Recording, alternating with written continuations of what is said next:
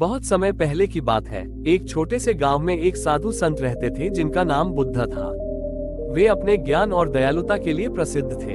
एक दिन गांव में एक युवक आया जो अत्यंत निराश और उदास था। उसकी आंखों में चिंता और दुख था। उसने बुद्ध के पास जाकर कहा, हे बुद्ध, मैं जीवन में परेशानियों से घिरा हुआ हूँ। मुझे कैसे शांति मिलेगी? बुद्ध ने मुस्कुराते हुए युवक को अपनी ओर बुलाया और कहा, चलो मुझे तुम्हें एक कहानी सुनाते हैं। युवक ने ध्यान से सुना और बुद्ध ने कहानी शुरू की। प्राचीन काल में एक घने जंगल में एक शक्तिशाली शेर रहता था। जंगल के सभी जानवर उससे डरते थे। एक दिन शेर ने देखा कि एक छोटी सी गीदड़ उसकी ओर आ रही है। गीदड़ बहुत ही छोटा और निर्बल था। शेर ने उसे देखकर हंसते हुए कहा, तुम इतने छोटे और निर्बल हो, मेरे सामने तुम्हारा कोई अस्तित्व नहीं है। गीदड़ ने शेर की ओर देखा और नर्वस होते हुए बोला, मुझे मेरी कमजोरियों का पता है, लेकिन मैं इस जंगल में शांति और सह अस्तित्व की उम्मीद करता हूँ। शेर हंसा और कहा, शांति? तुम जैसे निर्बल जीव के लिए यह संभव नहीं है। लेकिन गीदड़ ने निराश नहीं हुआ। उसने शेर को कहा, हमेशा याद रखो, मेरी कमजोरियां मेरी पहचान नहीं है। अगर मैं कड़ी मेहनत और प्रयास करूं, तो मैं भी अपनी कठिनाइयों को पार कर सकता हूं। समय बीता और शेर ने गीदड़ के उत्साह और प्रयास को देखकर उसके प्रति आदर विकसित किया। गीदड़ ने जंगल में शांति और स्नेह फैलाया और अंततः सभी जानवरों ने मिलकर शेर के साथ सौहार्दपूर्ण संबंध स्थापित किए।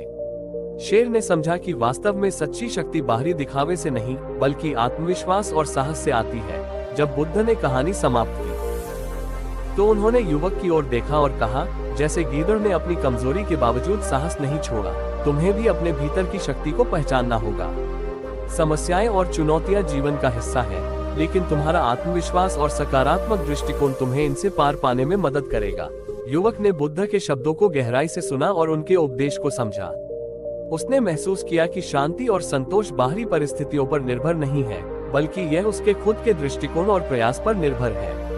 उसने बुद्ध को धन्यवाद दिया और आत्मविश्वास के साथ अपनी चुनौतियों का सामना करने का निर्णय लिया। बुद्ध की कहानी सुनकर युवक ने अपने जीवन में एक नई आशा और प्रेरणा पाई। उसने सीखा कि किसी भी कठिनाई को आत्मबल और सकारात्मक दृष्टिकोण से ही पार किया जा सकता है।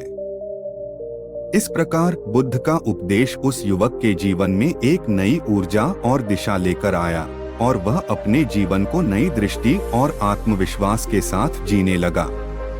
इस कहानी से हमें यह सीखने को मिलता है कि अपनी परिस्थितियों के प्रति हमारा दृष्टिकोण सबसे महत्वपूर्ण है।